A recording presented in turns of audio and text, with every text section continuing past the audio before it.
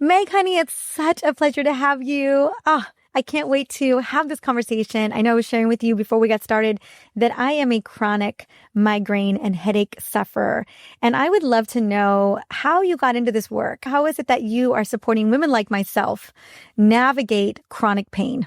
Yes. Well, thank you so much, first of all, for having me. I'm excited to talk about this because I do think that it is one of the topics in women's health that is just brushed off. And we've come so far in so many ways. I think we were just talking about how we're having a lot more conversations about menopause, about perimenopause, about bringing hormones up. But this is a place where I see so many women suffering and getting really brushed off. So, we're really looking at this is just your genetics. You have a migraine gene. A lot of women think, well, my mom had migraines. My aunt has migraines. It's just a migraine gene, or this is just something that I have to suffer with. And what I was seeing in my functional medicine practice, I have a virtual functional medicine practice mostly with women. And over years of seeing people, what I kept noticing was that whether women were coming to me for migraines or whether they were coming to me for something else, it was this common thread. Everyone was like, I have migraines, I have headaches, I've had these all my life, I'm suffering. And then we would be working on things and they would say, you know what? Even if they didn't come for the migraines, my migraines have gotten better. I don't have headaches anymore. Like I can't, I've really seen this change. And it's like, if we do all of these things and we look at this from a root cause perspective, rather than just putting a Band-Aid on it, there's so many things that we can do to actually help you heal and help you feel better. And we don't have to live with migraines. It's not something that I've seen people go from daily migraines that are ruining their life to out there doing things in the world where it's just not a factor. So I think it's one of those things that I'm passionate to share, that you don't have to plan your life around your headaches. You don't have to, because that's what it becomes. It's like, my daughter's birthday party's coming, but am I going to have a migraine? I spent the whole weekend on vacation in my room because I, didn't feel good while my family was out there doing things. And we live around this pain. And so to be able to think, okay, I don't have to suffer anymore, that there are options out there.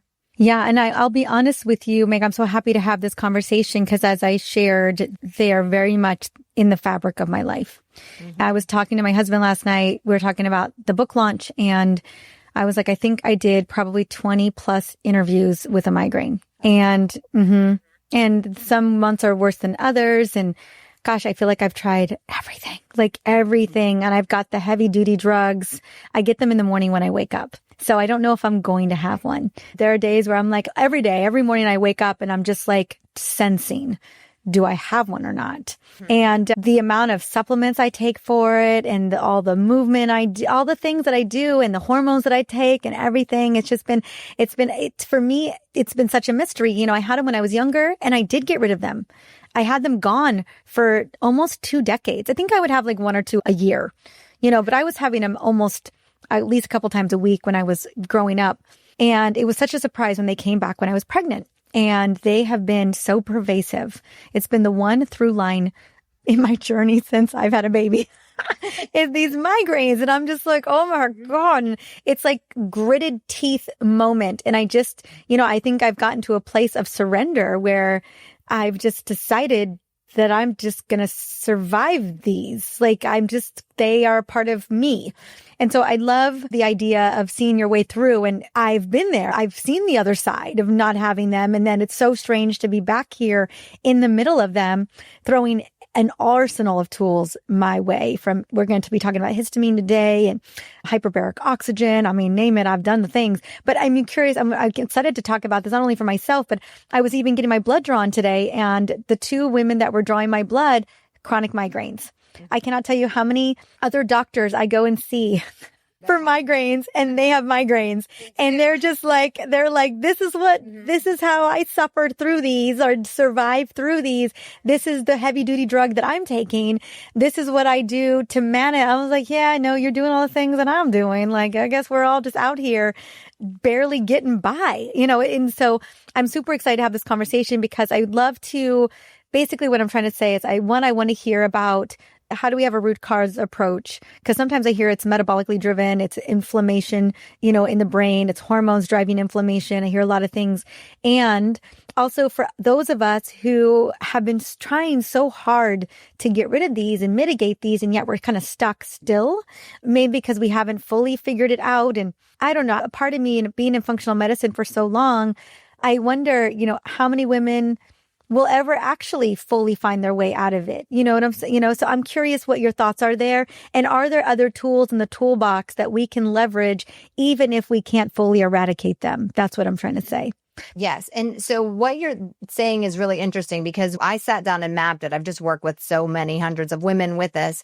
And there's over 50 different things that trigger migraines. And so, one time I'm just like, okay, I'm going to write all these connections down. And I think that's where you're saying it's very complicated because it's unique for each person. Yes. So your combination of symptoms could be different than the next person's combination and the next person's combination. So it's not something where we can say, okay, do this and this and this. I mean, we're all told have these protocols and do these same things. And it just doesn't work that way when we're looking at this from this perspective. But what we need to do is we need to look at, so think of a threshold. And so you're going to have the pain when you get over that threshold. So if you're living under the threshold, then you're not having the pain. What is stacking up in you at this unique time?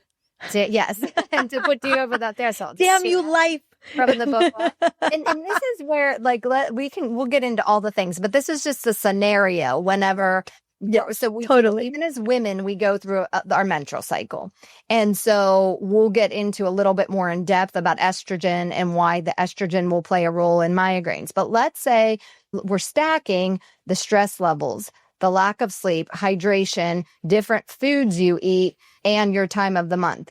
So maybe you could eat, let's say histamine foods. Well, I can unpack each one of these things, but I'm just going to give this overall example. So let's say you can eat histamine food on day 2 of your menstrual cycle. You're having an easy day. There's not a lot of stress. You're having some histamine food. It doesn't bother you. You're good. Well, let's say on day 9, when you're ovulating, your estrogen's really high. Maybe your stress level's high. Maybe your sun was up last night. You didn't sleep as well. And all of these things are stacking up migraine. So there's you're over that threshold and all of the things add up to put you over that threshold. So a lot of beyond all of the things that we do, another thing is just really learning your body, what's going on with you. So a lot of women, I will actually have print out a blank calendar and write down the situation that they're in 24 hours before their migraines.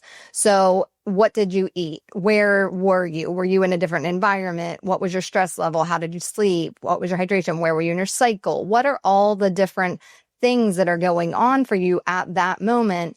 And what's so interesting is there's a lot of detailed things that we do, but when we look at these patterns, people pick out what it is. Maybe it's olives and you're like, I actually had olives every one of those times. Or maybe you can eat a little bit of nuts, but you ate a whole bag of nuts and that tipped you over. And you can become in tune with yourself when you start to look at some of these patterns, which is really a valuable tool. I love that. I absolutely agree that the triggers are you can pattern out those triggers pretty well.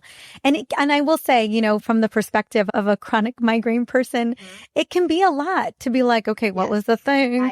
Also, I find that migraines, at least for me over the years, and I would love for you to speak into this, is that some of my migraines have different flavors, meaning their intensity is different. So for example, I'll get them ovulatory cycle because estrogen does that little dip. I know some of them are estrogen driven, and I will also get one right before my cycle or right the day of.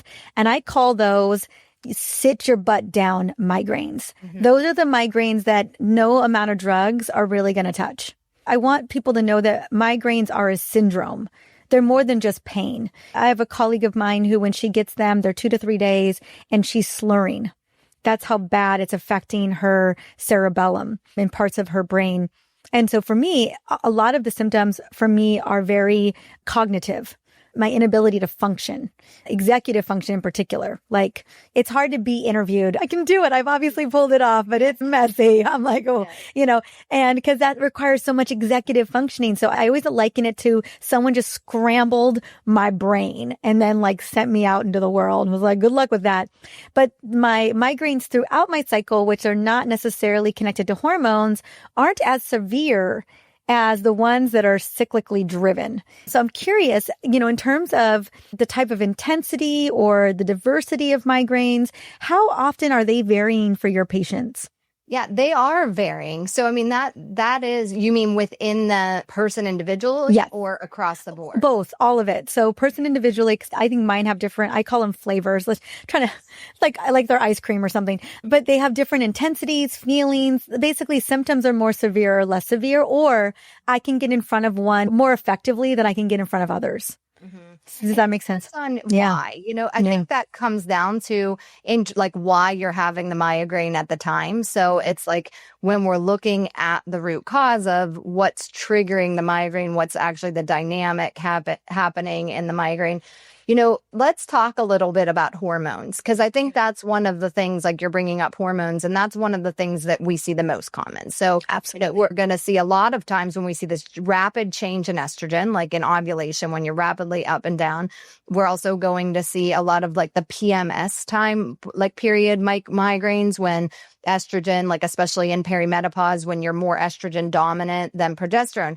And there's a lot of different dynamics that happen here. But one, I think I was like, I need to publish a study, because one of the things that I see very commonly, and so you'll have to see, because I'm sure you've done a Dutch test on yourself. Oh, yeah. So we were talking about hormones and, lab work and running blood work and things, which can be a great picture for your hormones. But when it comes to migraines, what I see very commonly is phase 1 dysregulation. So in metabolism of estrogen. So we have, 3 phases of estrogen metabolism, just a really quick review. And so we have 2 phases in the liver, and then we have 1 phase in the gut. So we want most of our estrogen. So when you have estrogen, think of use it and lose it. So you want to have all the great things it does, but then we need to clear it. And so really commonly for women who are more likely to suffer from hormonal migraines, we see more upregulated 16-OH metabolites. Mm-hmm. So in order to clear the estrogen, you need it to go down a CYP1A1 pathway, and then you need to methylate it out.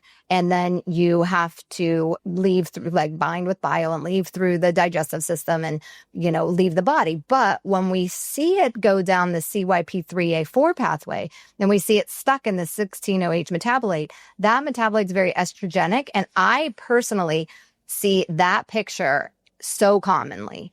So sometimes it's looking at your hormones in the way you're metabolizing. You may actually have low estrogen, but you may be metabolizing it in a way that it's stuck, and that is actually causing that's contributing to your migraine. So what we need to look at is how do you metabolize your estrogen? Even if you have lower levels, is it being stuck in these metabolites? And what do we do to shift? So sometimes even just little things it's all adding up. Like we're saying, we're putting one block on top of the other, but shifting the metabolites there can make a huge difference for some people. So, and it's just, a very common, it's not the only pattern, but it's a very common pattern I see. So if you're someone who's okay, when I'm ovulating or right before my period, I'm always, like you're saying, the kick your butt migraines. That's one thing you can look at is how do you metabolize your estrogen? Where are your estrogen levels? Where are your estrogen levels in relation to progesterone? So you might be estrogen dominant in compared to that progesterone you're making. And then how do you actually metabolize estrogen? I love that. And would you focus in terms of the 3 phases of estrogen metabolism? Would you just focus on phase 1, or would we just kind of knock out all 3 phases? I would knock out all 3. Okay. While we're doing it, we're looking at all 3, just making cool. sure. I try to have little things in your mind. Think estrogen, use it and lose it. And I always think estrogen, lose it and use it. Yeah. I mean, I think I used to create a lot of estrogen dominant protocols, and I've definitely run more estrogen dominant. So my patients and myself too, methylated B, calcium deglutarate, broccoli seed extract, even a little bit of DIMD. I'm just let me look a little extra help. and then helping to ensure that the estrobolome in the gut is really supported as well, and that there's no issues of constipation. I don't want recirculation happening. Anything else that we should be thinking about in terms of, because sometimes women could have estrogen dominance who are listening to this, or relative estrogen or unopposed estrogen, call it whatever you guys want, particularly in peri, when we see progesterone declining, and yet we have this estrogenic profile where we have the fibrocystic breast, the heavy painful periods, maybe the migraines. And so are there any other, besides eating a lot of fiber and cruciferous veggies, any other supplementation that we should be considering around estrogen metabolism? And I think I think when we're looking at something like this, like if you're at the point where you're getting migraines, generally we do need to supplement. I do see that. I mean, I think anyone with a migraine is like, I will do anything. Yes. I will take all of it. Yes, I know. Because there's things we can do. And I love cruciferous vegetables and root vegetables. And there's all the fiber, all the wonderful things. But yes, we're saying we need some shift here. We're looking at how are we optimizing these, and we see that. So another one, so DIM is a good one. Another one that I will often use is resveratrol. So I love resveratrol. That's more gentle. So especially for women in this peri phase where you might not have high levels of estrogen. So you might not have high levels of estrogen. You might not need to clear it with something like DIM. Clear, but you need to switch, you need to shift, and you need to shift it out of those high metabolites. And so we can do that in more of a gentle way. I mean, so it's kind of looking at that whole pathway and saying, okay, this is the way you metabolize, and what do we need to do? That could look like, for some people who have like a PCOS dynamic, like actually, a aromatase inhibitor to block some of the testosterone conversion to estrogen. There's a lot of different places we can do that. But when we're looking at, we just want to look at clearing, and particularly, I think that that's what can be really confusing, is that some women are really high estrogen and have a whole estrogen dominance, and it's more easy to see the breast tenderness, the painful periods, the moods, all of those things, and we can more aggressively shift estrogen in that case.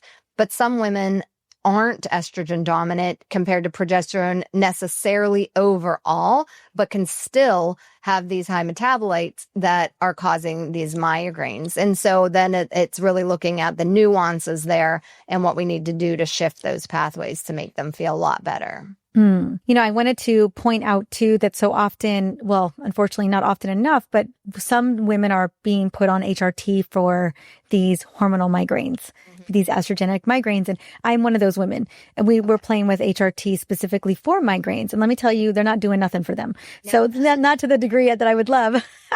And what I will notice is when I put on an estrogen patch, particularly in the luteal phase of my cycle, I will start to experience those O16 pathway type of symptoms, where the estrogenic symptoms. So my boobs will feel lumpy. And so I will kick up my estrogen detox or metabolism protocol to clear it. So just something to note as well is if you're on HRT and you're noticing these symptoms come back, because the pathways are just not clearing it fast enough, like using it and losing it, that you would bring in, I've brought in, it's so funny. I'm like, well, if I'm on HRT now, maybe I don't need to be clearing it the way that I used to.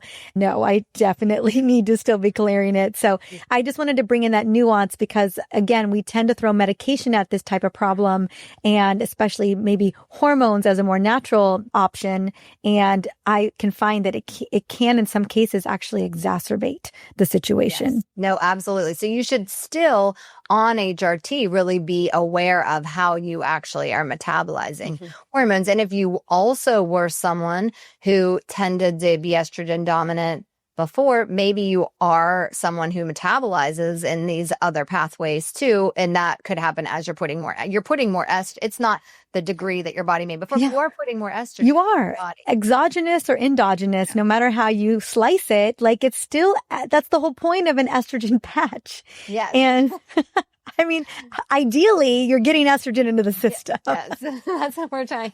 That's what we're trying to do there. So you still have to be cognizant of how you actually metabolize, and then you also have to. And then let's take a step back there, even with hormones and cortisol. So we're looking at cortisol as higher on the HPA-TG axis, even than estrogen and progesterone. So cortisol. Sometimes when you have high cortisol levels, are you using the same pathway that you'd be metabolizing progesterone, and your progesterone's going down? And you can also increase pain sensitivity. Sometimes I call this the chain of pain because Oh, girl, you're speaking my language over here. The chain of pain. it is because it's you're stressed, and then stress increases pain sensitivity, and then that increases more biological stress on you, and it's just like you get in the cycle of the chain of pain.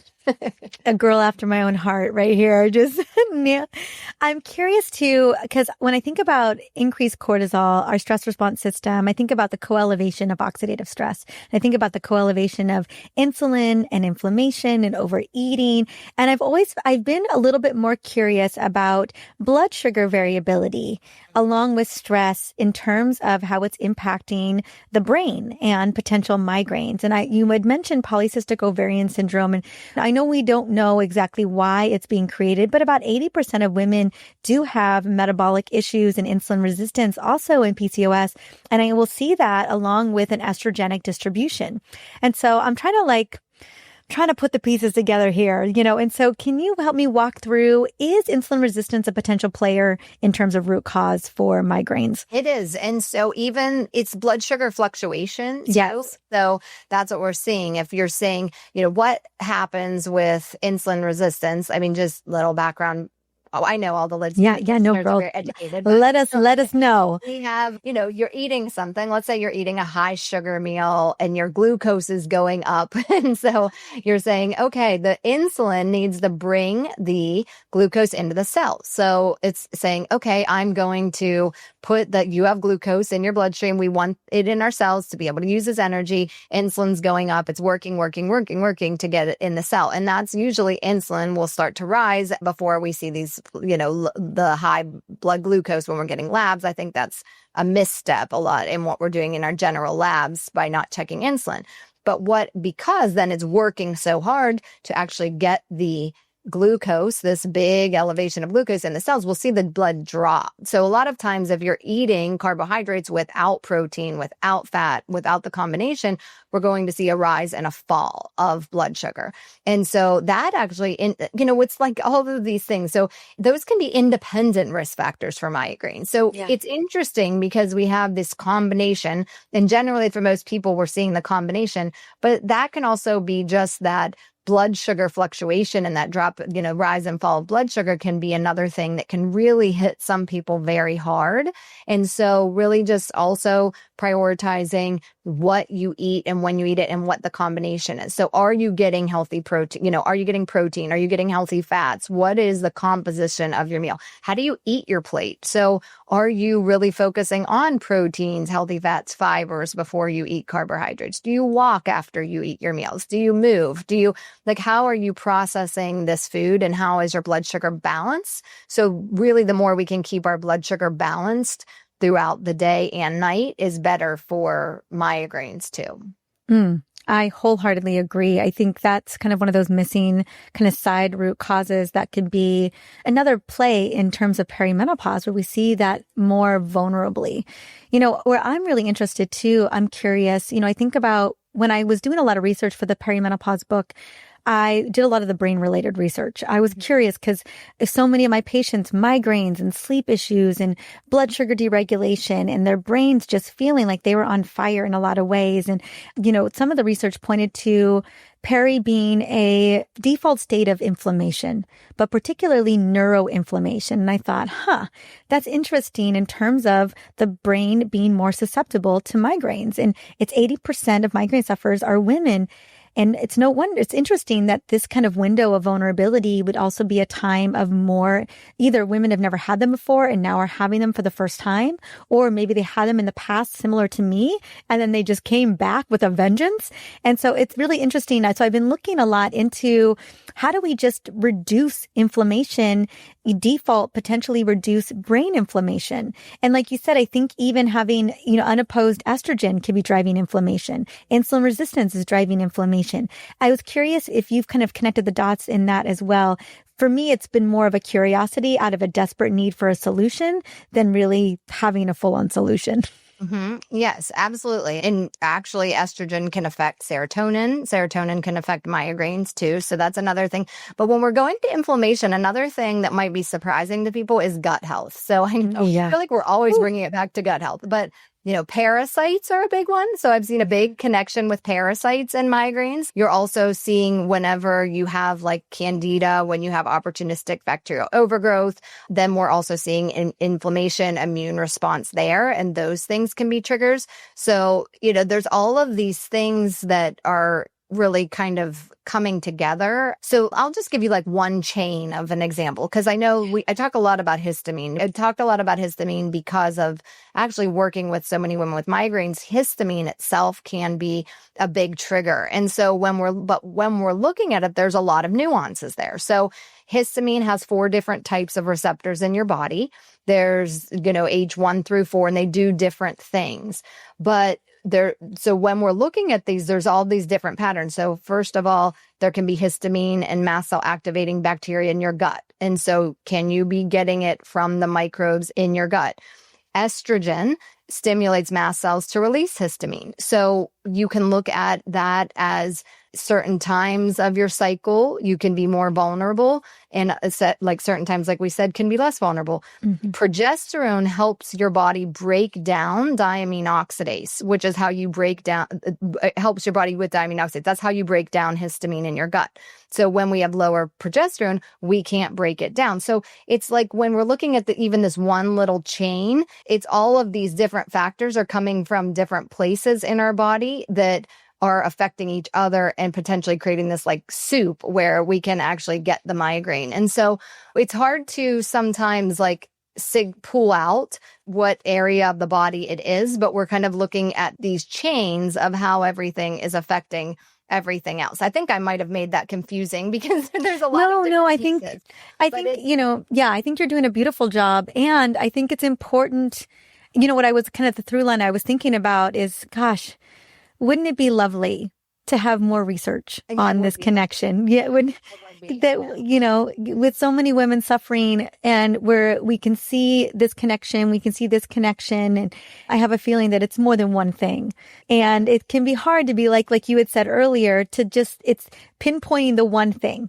And it's like, okay, if we just solve this problem, we got this, and it's we want to do. Yeah. Oh no. And believe me, I've got Excedrin migraine for a reason. Yeah. And in particularly even around the gut microbiome of how influential estrogen is with the gut microbiome and how it's a bidirectional relationship and how, like you said, in these fluctuation moments and perimenopause in particular being just one big fluctuation moment, except that it's not a moment, it's years. Yes. Of this, where the microbiome, the diversity is shifting or declining. We see more increased histamine response. More women will get diagnosed with, mast cell than any other time in their lives in perimenopause. And it's like, I think what you're thinking is like, well, where do we start in this? As we start to try to identify where the root cause is. And I think migraines, very similar to perimenopause, can feel like a bit of a moving target at times. Mm-hmm. And there's things you can do every day. So you can say, like, when we're saying, where do we start? So we can look at foods. So, people might have, if you're a migraine sufferer, you might have heard the migraine diet. I think when it comes to different foods, there are 2 different categories. So that we know that there's a bucket of foods that can trigger migraines for many people. So we're looking at things like tyramines, which are like cured meats, cured cheeses. We're looking at histamines, which is wine, fermented foods. Wine, yes. Wine is a big one. Wine is a histamine. I mean, it's a no-go for me, yeah. Mm-hmm. Yes. So that's chocolate, right? Mm-hmm. Chocolate. But like then other things like salicylates, which can be found in citrus foods. So like sometimes lemons can be a trigger where that's something that you're not necessarily thinking of, the citrus. Nitrates like hot dogs, bacon, sometimes sulfites, which again are in wine too. MSG, diet sodas can be a problem. Artificial coloring and flavoring, caffeine, like aspartame and long time aspartame. Yeah. So there's all of these like known triggers. So we're looking at, okay, this is one bucket. Look at those. Do they trigger you? But then another thing that I will often run on my migraine people that I work with that I don't always run on other people are food sensitivities. And that's because you can have really strong food sensitivity triggers with migraines. And it is interesting. I used to do a program called Headstrong where we were working in like groups of women with migraines. And one of the, what it just stuck out to me, like this one example, because I had someone in that group that we ran a food sensitivity test in there, and she was drinking pea protein shakes because dairy is a common food sensitivity. Yeah. So when we're thinking, oh, gluten, dairy, all of those things. So she's drinking pea. Well, peas were her highest food sensitivity. So she was reacting to her pea protein shakes that she was doing in order to help her, help her migraine. So switching the protein shake back to a whey protein shake actually was a big help for her. So sometimes doing something like that where you're just like seeing, okay, I've had cinnamon or turmeric or different things that come up that people are really doing to be healthy, but their body's reacting right now. And so we have to just pull those foods out. We do gut healing work. We heal the gut lining. We remove the antibodies. And then often you can reintroduce later. Sometimes people have trouble, but we do try to reintroduce those foods. But that's another thing, just if you're someone who's thinking, okay, could there be foods that you're not even aware of? No, I agree. Yeah.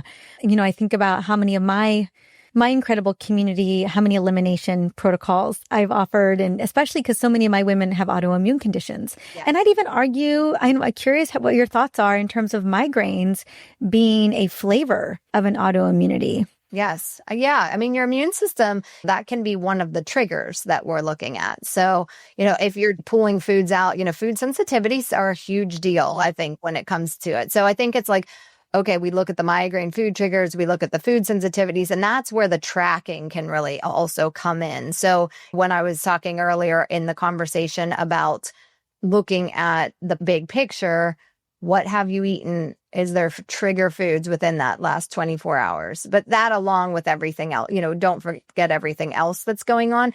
And then we can also do some supportive things. So we know like magnesium, you can get magnesium in pumpkin seeds. You can supplement with magnesium. That's magnesium, riboflavin, CoQ10, omega-3 fatty acids. Those are really good support. So it depends on where you're in your journey. So like you are someone who has said, okay, I've looked at all of these things. I've done all okay, what do we need to do like with you because you've done all of the things and there's probably like this deeper combination.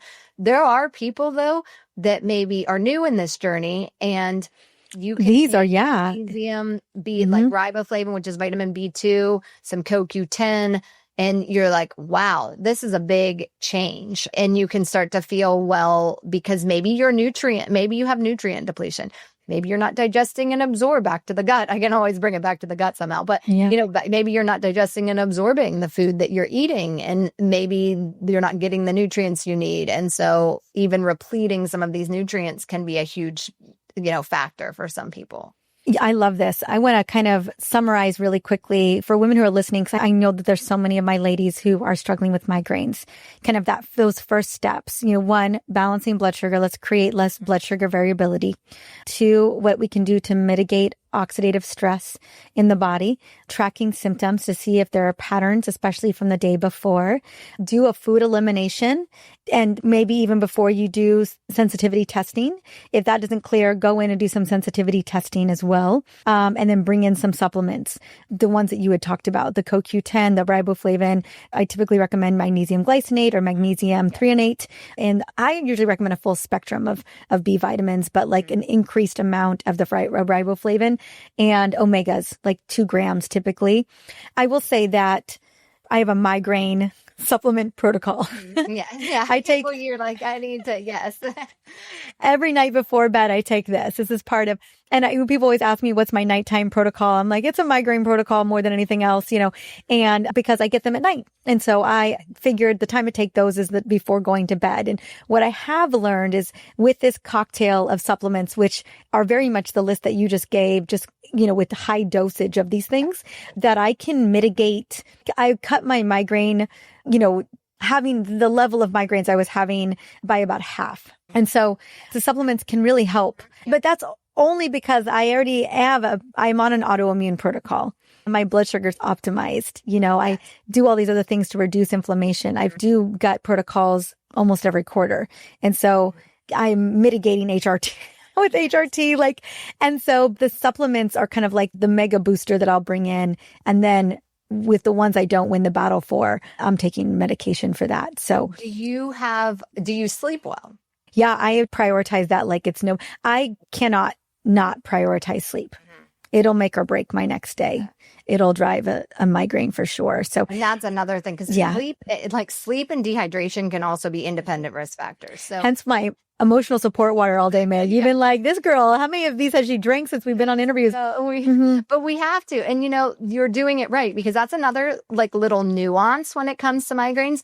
So a lot of people will chug their water right near a meal and fast. And so you do actually want to have your water like reach the cells. And if you don't sip it over time, if you don't have the right electrolytes, things like that, your water might not be getting into the cells the way that you're intending. And sometimes it's just going right through us. So sipping water through the day, maybe adding some electrolytes, those can also be like little things that you can just start right now and saying, okay, am I dehydrated? Do I really prioritize that? Do I sleep? There's the basic things that we're looking. So it's the ladder. It's like, okay, you have the blood sugar regulation, you have the oxidative stress, you have the sleep, you have the hydration, you have all, the food styled in, all of the things. And then what do you need to do to go on individually? And sometimes that does require testing and different things, evaluating really some of those connections there. Even another thing is putting an air purifier in your bedroom. Yeah. So we have Jaspers everywhere. Yeah. The through line I think every woman should hear right now is that there's a lot of things that we can try. But most likely, you're going to want to work with somebody who has a functional background in this, like Meg, because you've done such a beautiful job of not complicating it. But let's be honest, girl, it gets a little complicated, and especially when it comes to the testing and the protocols, if it's a gut microbiome issue. And I think that I want the through line to be, I get migraines, just mitigating those alone and chronic headaches is such a win. But there's so many other wins on top of doing all of this. Like I will say that, in a lot of ways, migraines have been a blessing and a curse because I have no wiggle. There is no wiggle room. I have no wiggle room for sleep. I have no wiggle room from alcohol. I have no wiggle room for blood sugar variability. I have no wiggle on inflammation. I don't have any wiggle at all. And that is setting me up for some pretty epic success down the road. You know what I'm saying? And so all these things that we're doing, that can feel like a lot about managing what you're eating and your movement and your sleep, but the foundations, your HRT, your supplement protocol. Note that is stacking in your favor in so many directions. If you're mitigating migraine inflammation, because that's kind of what it feels like to me. It feels like shrapnel in my brain on the back end. If I'm mitigating that as much as possible, I've got to be mitigating so much inflammation across the board. Mm-hmm. Yes, absolutely. You're doing the right things for your body. So you can never go wrong. And once you get into a pattern, it's the change that's hard. So it's always, I feel like that, like it's daunting to make the changes, but once you've made them and their routine, you get in the new routine, you get in the new pattern, and it's not as difficult as it can appear to be. I think that sometimes people are afraid. Like there's even little that, I can get like that. There's like little habits that I'm like, I know I need to change that. I know I need to change that, but I'm just not ready. And then I have to like get myself, even gear myself up for those little. I'll tell you what, nothing makes you want to change a habit like waking up with a migraine. Yeah. No, you know what I'm saying? Like I will say that is a highly motivated reason to do so. So I have a feeling you have a very highly motivated patient base and community base because they're just like, I can't keep doing this. Yeah. And be the kind of person, and that's always a through line for me is like, I can't keep suffering like this and be the person that I want to be for the people that matter most to me because they're getting a brain, it's such an altered state to be in that level of chronic pain that you're just not your whole person. And I think about my son and how he's getting an altered version of me that's in so much pain. And I try to hide it because I don't want him to know, that his mom is in so much pain. It's interesting. And so I have a feeling anyone who's listening to this, as they're listening to you, are feeling very highly motivated. Mm-hmm. Yes. And I want you to know there's hope. And like, if you can take away any message from this conversation, it's that there is hope and that there are things you can do. And I think what you're saying is like, sometimes you do feel when you're trying all of these things, you start to feel hopeless of like, how am I going to solve this? Is this something I'm just always going to live with? but it's really taking the time and the patience. And sometimes it does take time and patience. Like I like to tell the story sometimes. I was working with two sisters that started with me like at the same time. They're like, we both had migraines. They were both saying like, oh, we're going to do this together, like not together in appointments, but they both wanted help. And one of the sisters, it was just like, bam, like 6 weeks, migraine free, like, can't believe this. My life's totally changed and feels amazing. And her sister, was like 3-4 months later. And we were working together and she wasn't saying it, but I think it was like, why is she feeling better? And sure. I'm not, Yeah, absolutely. I was like, everything, we had a conversation, like, everyone, like we're saying, everyone's reasons are not the same. And we had, hers were sort of those low hanging fruit that we could get the hormones going the right way. We get the nutrients in, she's good. But we had more complications here. And then it was like, 3 or 4 months later, she's like, okay, I'm fine. Like it was finally, like her life had finally changed. And it was just a great comparison of two people that, were like knew each other, that were related, that started at the same time. Their paths are different. And I think that is being like, giving yourself grace for your path and how, what the steps you do, but know that you can make a difference for yourself. And we can take some of that back, some of that power that we feel like, we've given away. The doctor's the only person that can tell me, no, you have power to make some of these changes and that can really help. I love that. I so deeply appreciate that, not only from the standpoint of someone who does feel like she's suffering through it, but also, just in the dialogue that I've had with so many women that I meet randomly, who are like, I suffer from these too. And it's interesting how so many women are just like, man, this is just how it is. And I'm still holding out lots of hope that I'm going to find my through way. There are definitely months where I'm winning.